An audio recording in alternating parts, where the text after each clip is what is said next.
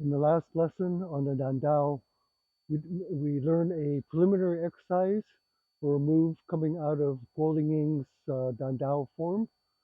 And I want to talk about the difference between the fixed form, the Dalu, and free form. And we're going to use this move as an example. We're going to take this move and expand it into variations. But first, I'm going to show you how the move looks in the actual fixed form. So when we started, we learned I had you just do this preliminary exercise for learning it. And from here, we started from the cat stance, came up with a block, and then we did the unwrapping, and then we took the step into the bow stance and the slice. And then I had you come back with a slice into the beginning position again. So it's block, unwrap, drop down, step, and slice, wrap, and come back. So basically, that was just an exercise so that you could practice the fundamentals, and that's what the Dalu is really great for practicing foundation and fundamentals. So in this particular move, the fundamental was learning how to do the block, keeping the tip in kind of the same space, going into the block, and how to do the wrap, keeping the sword vertical, dropping down so that you're at waist level, and then doing the horizontal slice and back, and then the slice coming back to the wrap and drop down to the shoulder and coming forward.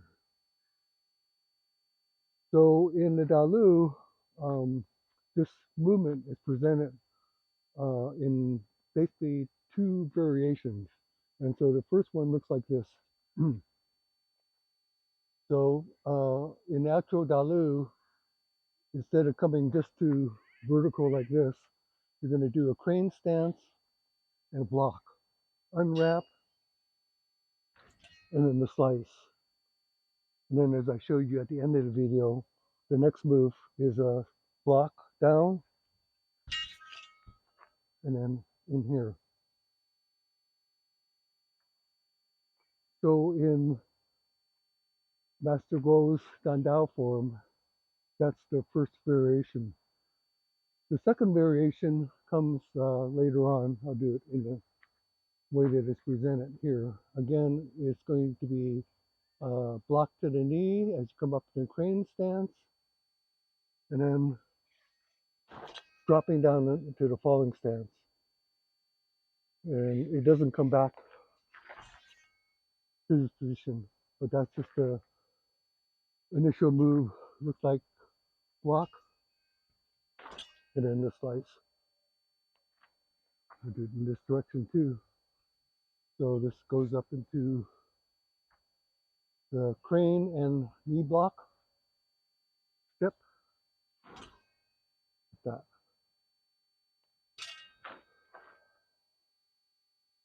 So those are the only two variations of that move. Also, from this position here, there is a move that comes out and then go into a kick and a slice. But that's a little different. So, but taking that one move, I always advise learning the Dalu first.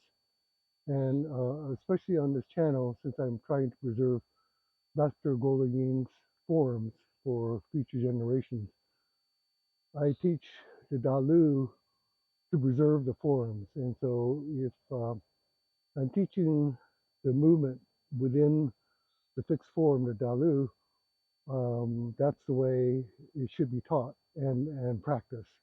You shouldn't change the fixed form kind of randomly. But again, you need to understand that the fixed form, the Dalu, is just the beginning of your understanding and your practice. Each move within the form contains a whole universe in itself. And at some point, after you've mastered the form, Then you can go on and experiment and learn from each move, kind of the vast possibilities of that one particular move. So in this presentation, I'm going to show you some moves that come out of that one move, actually the kind of preliminary exercise that we did, so you can see how changeable it can be, um, mostly for that purpose. The purpose of these variations is not to instruct you on these movements, but just to kind of give you an idea of how one move can change into various moves. I like to call these important moments of where you can change hubs. I don't know if many of you are old enough to remember Tinker Toys, but in Tinker Toys they had like a round hub and it had holes in it, and then you had these sticks, and you could kind of build different forms from just putting into those sticks. And in Kung Fu, understanding the idea of this hub, kind of a central point where you can make changes, is very, very important in your practice. In Wing Chun, there's like lots of positions, and those become the hubs, and you can move on to other movements from there. And so, same for Shaolin and Tai Chi.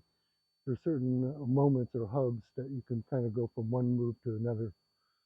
So think of this as kind of like a fundamental hub, this position here. So again, we did here and step out. And then I show you from here, low stance. Okay.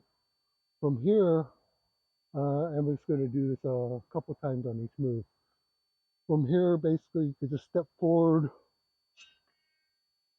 and end up in the same move.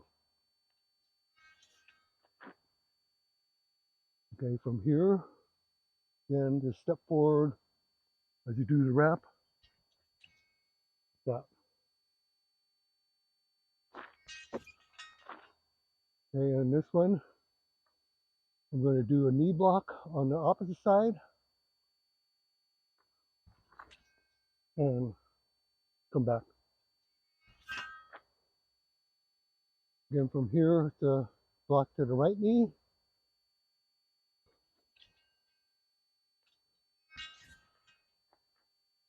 And on this one, I'm doing a hop forward.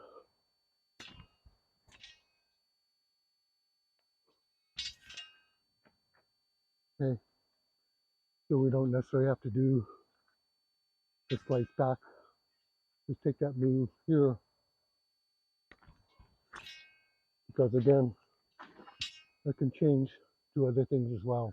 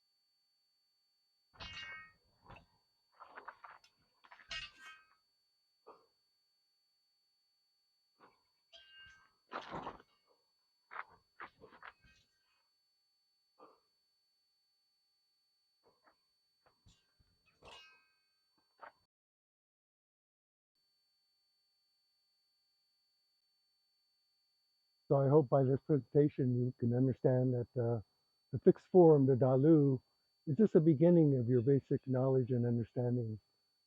I think that everybody should feel free to, once they master the actual form, to experiment with it and learn what they can from just playing around with each of the individual movements. In fact, one of my suggestions would be whether you're doing Tai Chi, Shaolin, or any of the weapon forms, to take one move each day and kind of experiment and play with it until you can learn as much as you can from that one move.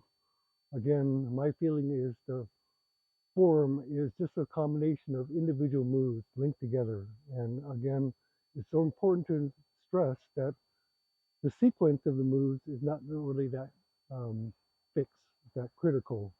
So I see people trying to translate it as a series of combinations for a sequence of movements, but nobody can predict what is going to happen. So you need to understand each move individually for itself.